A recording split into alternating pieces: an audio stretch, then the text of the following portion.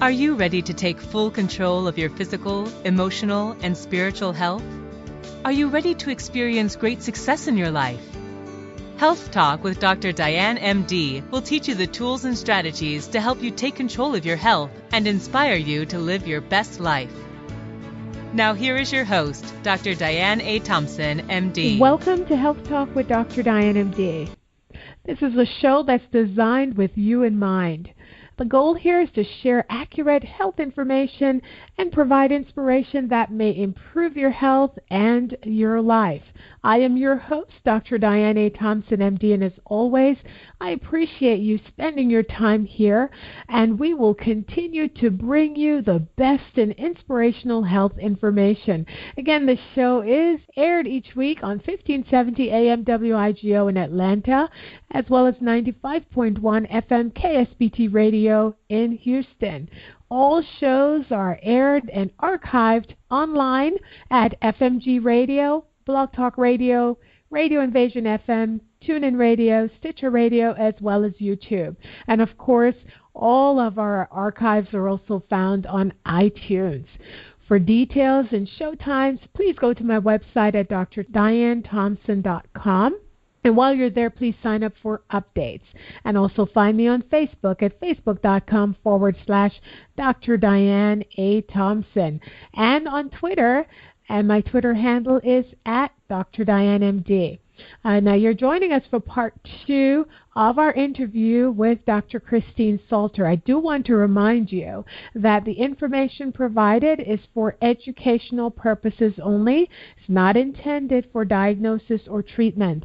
Please seek the advice of your healthcare professional before making any changes to your health. Now, last week we spoke with you. Actually, Dr. Salter defined for you what holistic medicine was. We talked a little bit about obesity. What are some of the hindrances of losing weight and things that contribute to obesity? And today we are going to talk some more about obesity and weight loss. Dr. Christine Salter is my guest. She is a family medicine physician. She is the medical director for the Center for Vibrant Health. Dr. Salter, welcome back to the show. Thank you. Glad to be back. All right. So we're going to pick up one of the things you did talk about last week. You actually mentioned the term energy imbalance. Define for our listeners what that is and why is it even important when we're talking about weight loss? Well, everything that we do, let's say this, when you're sleeping, when you think that you're resting, the body's actually using energy. So there's a basal metabolism that's going on. And so we have to have enough nutrients, we have to take in enough that's going to give us the energy that we need to do these basic things like breathe and cellular activity and detoxification. So the body's busy doing all kinds of things, muscle activity, breathing, the heart's beating. So the body needs energy to fuel these activities of the body. So the problem with obesity and overweight is that when we're taking more energy than what the body needs and is able to burn. So if you're just taking way much energy, then what does the body say? Well, I have too much energy here. Let me store it. I mean, the body is very smart. It's going to say, well, I have to store this. So it's going to store it in the fat because fat is a great organ for storing energy. It's fabulous. So if you've got, there's good fat and there's bad fat. So we want to have the good fat. We just don't want the bad fat, which is excessive and it's inflammatory. So we want for there to be a balance with what comes in and what goes out. So what the body uses for basic activities as well as for being physically active during the day, taking the stairs, going shopping, doing gardening, whatever it is that we do during the day to move our bodies. And you mentioned good fat and bad fat. I have to say most people would associate fat with being bad. So what do you mean there's good fat? Oh, no. So there's good. So Fat, that you've got the white adipose tissue, you've got the brown adipose tissue. Adipose, of course, is another term for fat, and that brown fat is what gives us that nice energy. Whereas the other kind of fat, the excessive fat, is very inflammatory. And it actually becomes this huge organ that produces a lot of inflammation and just causes a lot of what we call metabolic disruption. But the good fats protect the organs, and we want that, So that the fat is what gives us, the women, the nice curvature to the body. We want good fat. Fat under the skin gives us a nice roundness to our contour. So we want to have the good fat and not have the bad or pathological fat. Another thing that we hear more of these days is that hormones play a role in obesity. Talk about that a little bit. Yeah, hormones really do, and of course they're all there's just a plethora of hormones. The ones that come to mind are the estrogens, the female hormones, estrogens and the progesterone, insulin and thyroid. Some people have a problem losing weight, and for those people who may be cold and hands are cold, maybe tired, constipated, skin is dry, we have to think and wonder if they have a thyroid issue. So we want to make sure that they're getting properly worked up to make sure that they don't have low thyroid or hypothyroidism. The other hormone that's really important is insulin. Insulin and another hormone called leptin. So now those two hormones kind of work together in metabolism, but if the body keeps seeing a lot of sugar and a lot of carbohydrate, what happens, it gets what we call insulin resistant. And now the body stops responding appropriately to the insulin. And so what happens, the body is not able to utilize the glucose that comes in appropriately.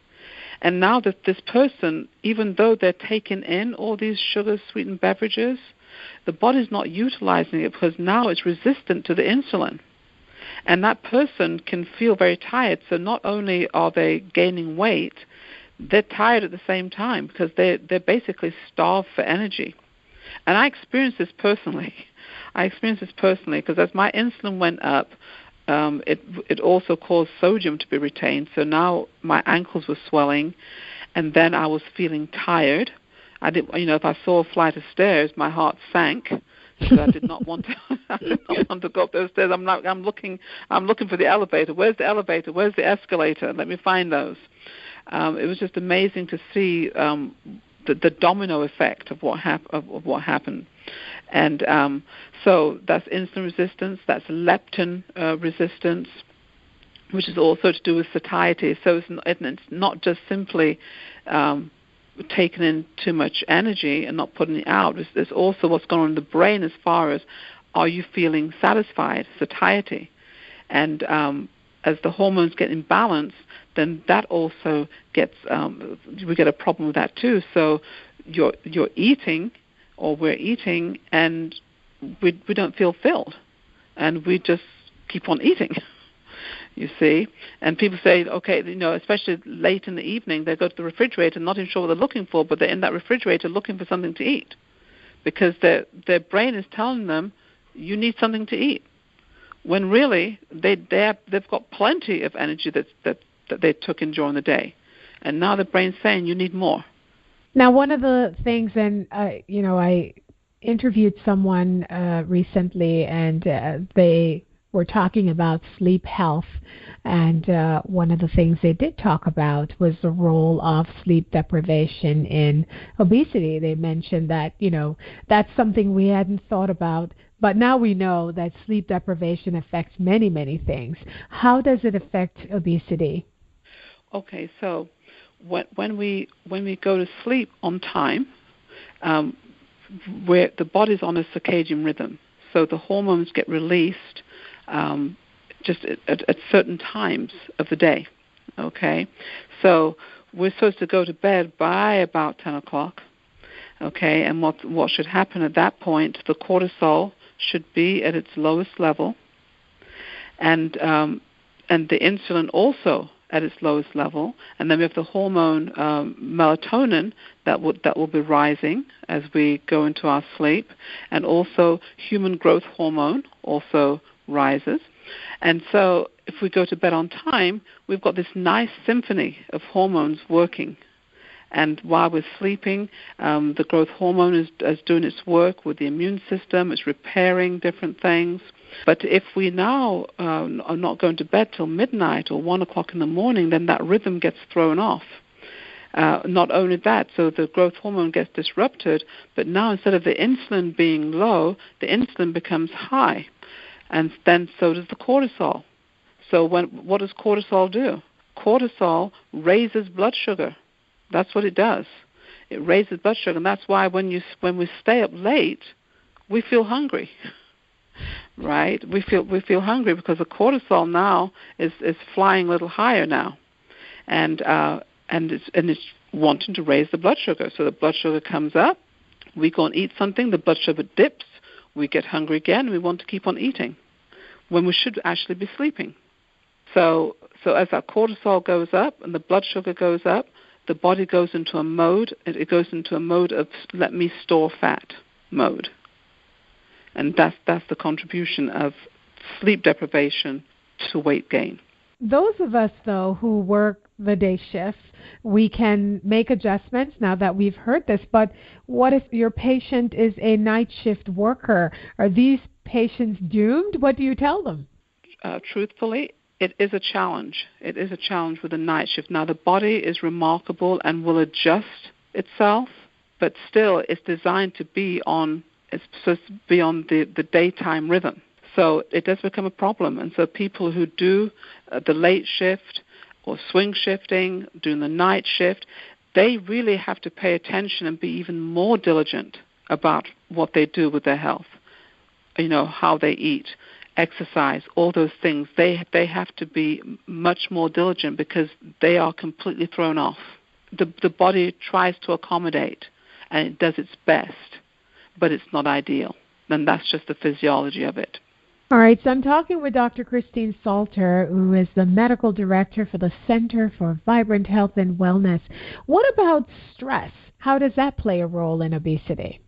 I'm glad you asked that. Stress is huge. Stress is huge because, the stress response, the body doesn't know the difference between real stress and perceived stress. So what does the body do? If the body thought that someone's coming after them to kill them, well, what's going to happen? The cortisol's going to go up, the norepinephrine's going to go up, the heart rate's going to go up. So the blood sugar is going to be high, and that we want that if somebody's chasing you. Because if someone's chasing me, I need to be able to run. I need to have the energy to run. I need to raise the blood sugar. I need to get out of there. But then once the danger is past, my blood sugar should come down, my heart rate should come down, and everything should then normalize. But what's happening, we're running from that tiger, but that tiger is maybe our coworker, or it's the financial stress, and we're constantly running. We're constantly in that mode of fear and distress. And so metabolically and hormonally, the body's going to respond that way. So then consequently, we have high cortisol, high blood sugar. We get into a pre-diabetic state, and that metabolic state is a state of let me store fat. It then, again, it contributes to the whole, and especially that fat around the middle. That belly fat is that cortisol fat, okay? Sometimes somebody can have a normal weight, but they've got or body mass index, but they've got this big belly. And that's metabolic syndrome. That's a metabolic obesity right there, even though the body mass index appears normal. We've got to look at that waist circumference, take out that tape measure. In men, it's 40 inches. In women, 35 inches. If the waist circumference is higher than that, we pretty much know we're dealing with metabolic syndrome. And that's a syndrome that's going to increase the risk for coronary events and premature death and increase the whole inflammation that's associated with obesity. All right, so now we understand how many things play a role in the development of obesity. We're going to take a break, and when we come back, we're going to continue our conversation with Dr. Christine Salter, and we are now going to look at some successful strategies and tips for you, the listeners. So don't go anywhere. We will be right back. Do you want to learn how to live a healthy, happy, and inspired life? Then listen to Health Talk with Dr. Diane, MD, Thursdays from 6 to 7 p.m. Eastern Standard Time, right here on Atlanta's Incredible Radio, 1570 AM WIGO. Listen to Health Talk with Dr. Diane, MD, for tools and strategies to live a healthy, happy, and successful life. For details, go to drdianethompson.com. That's drdianethompson.com. Like us on Facebook, facebook.com/Dr. Diane A. Thompson. Welcome back. If you're just joining me, welcome to Health Talk with Dr. Diane, MD. I'm your host, Dr. Diane A. Thompson. My guest today is Dr. Christine Salter. She is a family medicine physician, and she specializes in holistic medicine and obesity medicine. She's also the medical director for the Center for Vibrant Health and Wellness. And Dr. Salter can be reached at her website at drsalter.com. We are talking about obesity. We just looked at some of the things that may hinder weight loss. We looked at things that contribute to obesity, and now we get to the even better stuff. We want to look at some of the ways that folks can be successful. So, Dr. Salter, there are people out there who they get it right. They lose the weight, they keep it off, they stay healthy. And then there are others, and we see them every New Year's. They're in the gym, they're on the latest diet, and a few months later, they're right back where they were, or even worse, they've gained more weight. So what separates the people who are successful and those who aren't? And I think what that is, again, is those who see it as a lifestyle change versus something, I'm just going to do this for a period of time, then I'm going to go back to what I was doing before. So those who see it as a lifestyle change, they're the ones who continue to be successful. So what are some of those lifestyle changes? Relaxation, meditation. Because we are living in life is just stressful. I mean, that's just the nature of the beast. So we have to take the time to do relaxation. If we can't find 20 minutes in the day to do deep breathing, relaxation, and meditation, then it's a very sad state of affairs. We need to be able to do that. So we've got to rest, relax. We've got to get to bed on time, and we've got to keep that up. It has to be a lifestyle change. These are my R's to help me remember these things. We've got to refuel with the right kind of foods. I mean, we take care of our cars better than we take care of ourselves. I mean, we wouldn't dream of putting diesel into a regular, instead of the regular petrol or gas. But we do that to our bodies. We need to eat real food, whole food, not stuff that's processed, not stuff that looks like it's food. We need to do the real deal. So we want to refuel with the fuel that the body is designed to use. We want to rehydrate. If we don't have enough hydration, the body won't want to lose weight, because as we lose weight, we're losing toxins that are stored in fat. And so the body has to be properly hydrated, and ideally also on a detoxification protocol. So as the fat is lost and those toxins come out, we've got plenty of hydration. We're having regular bowel movements. We have a high-fiber diet, so toxins are being moved out. They're being flushed out by adequate water.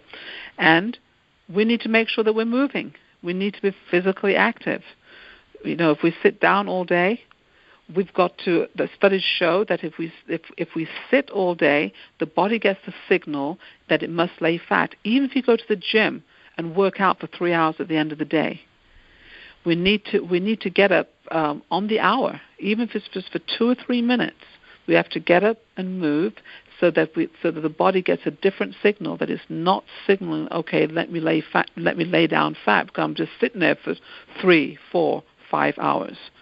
So these are things that can be done, and they appear to be simple, but we just have to be determined and said, we write it down, we write out our daytime plan, what time we're going to go to bed, what time we're going to get up, what we're going to do for breakfast. We just lay out a plan. And when we lay out a plan, we're able to follow it. It's just not something that's in our brain. That's such awesome advice for people who are trying to get healthy. Definitely believe laying it down, writing out the plan, getting support, actually. I think sometimes if people are able to do it as a family, it's so much easier. Yes. Yeah. And this analogy you gave, you're right. We don't put diesel oil in our cars, right? But we eat things that should not be eaten, and we don't think about it. So you're so correct. We really just have to be honest with ourselves and realize that we're important enough that we should be taking better care of ourselves. Absolutely. Now, let's talk a little bit about some of the specific approaches to weight loss, because there are many things out there, and some of them are contradicting each other, and people get confused. So let's talk about some of the things that are out there. So intermittent fasting, what's your thought on that? So intermittent fasting is actually quite amazing. I actually use that myself. And I do too. Yes, I do too. Yes. The studies show that if you, they got very good and sustained weight loss doing twice a week of intermittent fasting. And there's a couple of ways of doing it. And again, there's no set way. Each person has got to kind of work it out what works best for them. And what I found that worked best for me was if I skipped dinner. If I ate breakfast, ate lunch, skipped dinner, and then the next time I would eat again would be breakfast the next morning. Mm-hmm. And that would be 18 hours of intermittent fasting, and just drinking lots of water. And it was fabulous. It was fabulous. And it your mind becomes clear. It's really and it's great, also right? very simple. You're not. So I do I skip breakfast. I was never really a breakfast lover. Okay, so there we go. So I never was. So for me, it works fine. So I skip breakfast. I eat lunch, but I make sure that my lunch is healthy, and then I'll have dinner. And I just slowly, you'll see the weight coming off. I had Dr. Heron on the show, and he's the creator of the Fast 5. So there's a Fast 5, there's a Fast 8. There are different ones out there. So he's the creator of the Fast 5. And years ago, his wife, who was a urologist at the time, we worked together, and she just told me about, I saw her, she lost weight, she looked great, and she told me about it. And so this is what happened, I tell you. I inadvertently was practicing intermittent fasting because I was so busy at work that the first time I ate was late in the day, meaning around 3 o'clock, because I was just so busy, right? Okay. And then I'd go home and I'd still have dinner right after that. And then so I didn't eat again for many hours until the next day. It got so, I lost so much weight, so much that I went to my primary care doctor and I said, you have to do all these tests because something is wrong. I'm losing weight. And so he actually did a lot of the tests because he too saw that I had lost weight, and I was saying to him I didn't do anything differently. And then when I sat down and really paid attention to what was happening, I realized I was practicing intermittent fasting without even knowing. So I actually like it, and you don't have to think too much about what you're eating and counting this, and so it works for me. I can't stand counting calories. Yeah, me either. I tell my patients that I want them to be caloric aware. I don't want them to be caloric blind. I want them to know that, if you eat a whole bag of nuts, that's a whole lot of calories. So we want you to be caloric aware. We don't want you sitting there counting calories. We just want you to be aware of the caloric values of different foods so that you can make reasonable and intelligent choices. Now, another thing we see thrown around quite a bit is that of detoxification. What are your thoughts on that? Yeah, I think the detoxification is important. Really, we should be detoxifying every day.